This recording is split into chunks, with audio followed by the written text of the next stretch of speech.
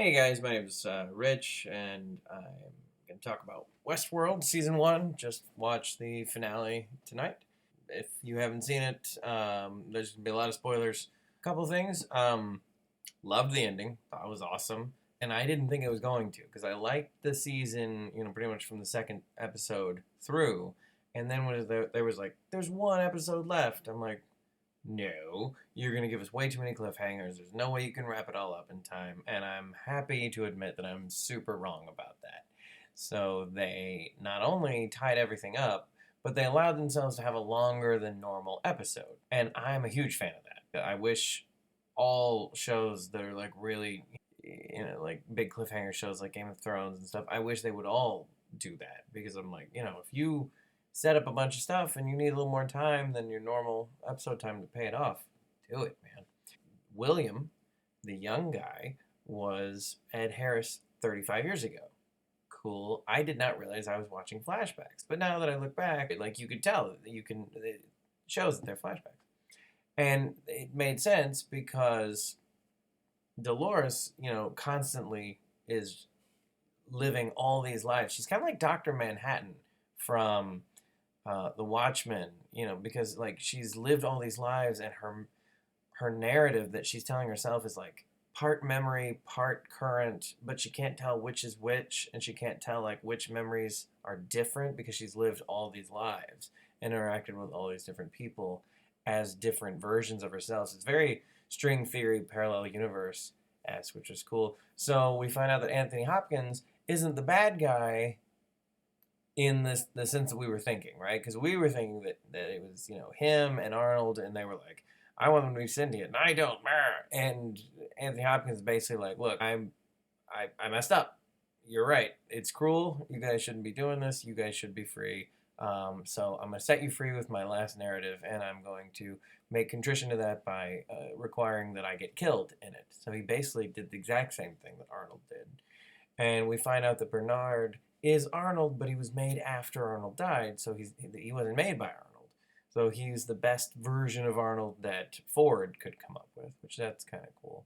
That town that we saw with the steeple, we would see it as the town, and then we would see it buried. And I didn't put it together that was the same thing and that time had passed, and I thought that was pretty genius. I like that we didn't have to see the board member girl get killed. We just know that it's most likely, gonna happen. Like they're all gonna probably die, or the vast majority of them. We know that Ed Harris is probably gonna die, but he likes that because the thing that he was searching for, the maze, is this idea that you're finding yourself. So like he's a human who was finding himself in a world of robots, who some of them were also finding themselves. That's what the center of the maze was. It's not the top of the pyramid.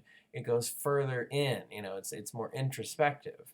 And I think the thesis of that is that consciousness is our ability to recognize ourselves, talk about ourselves, be able to see inside of us. So look in a mirror and go, that's me, and I am this thing, I'm this body, I'm this mind, I'm this personality, all that kind of stuff. And the other thing I really loved was I had no idea about the Michelangelo painting where God is touching Adam's fingers. I had no idea that that was a brain. I didn't know that. I took an art history class in college.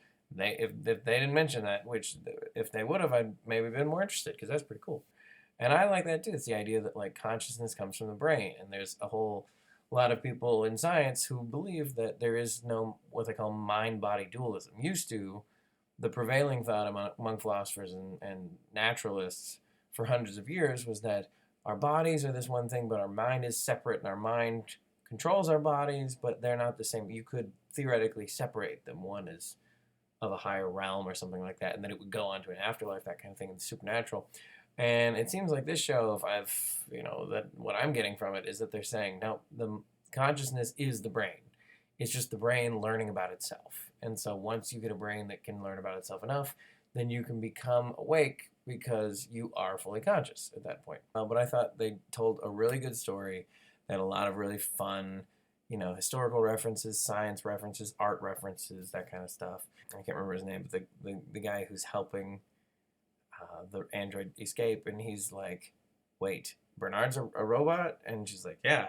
And he's like, am I a robot? And she's like, no. And he's like, what am I? And like, it's this really like laugh out loud moment, in a really dramatic show. So overall, as I said, the first episode didn't hook me as much as it hooked a lot of other people, but the narrative by the end, I thought they did a great job. They told a nice, tight story that now kind of transformed the world. Season two is now going to be, it's like, what's a world like where we know that these creations that we thought we had total control over have the ability to kill human beings.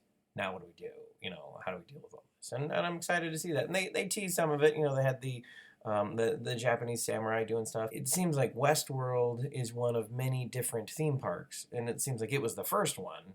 But then now they've taken that idea and they've done, feudal Japan, and who knows, maybe they've done ancient Egypt. So we could go to any kind of crazy fun place with these robots. We could go into the future because they are in the future. We can see the outside world. We can see the different theme parks.